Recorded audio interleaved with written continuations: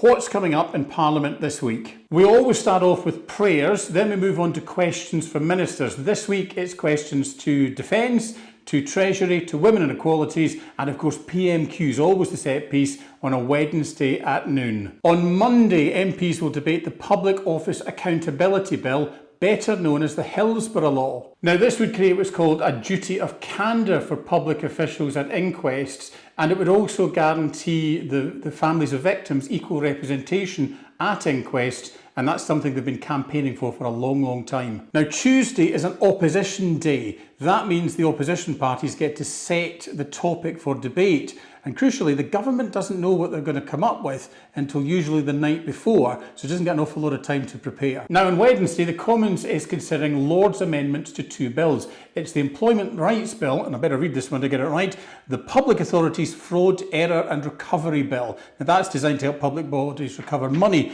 that's lost through fraud. Now considering Lord's amendments, that means the Lords have had a look at these bills and they've sent back amendments to the Commons. That's what we're going to talk about. But the Commons, well, we may or may not agree with what the Lords have said, so expect some lively debate and quite a few votes at the end of the day. There will also be urgent questions and statements from ministers, but we'll not know what they are until the morning before Commons sits. They're usually to do with things that ministers want to update the House on very quickly, or urgent questions that backbenchers of the opposition would like an answer to. I would probably expect next week we'll hear something from somebody on the man formerly known as Prince Andrew. Now, over in Westminster Hall, there's debates on a whole range of issues, including the Royal Mail's universal service obligation. That's the obligation that means they have to deliver 6 days a week to every address in the United Kingdom. And to show you the range of other debates in Westminster Hall, there's going to be a debate on inequality of access to fresh and nutritious food, and also on government support for Bronze Age heritage in Cambridgeshire. Quite a wide mix there.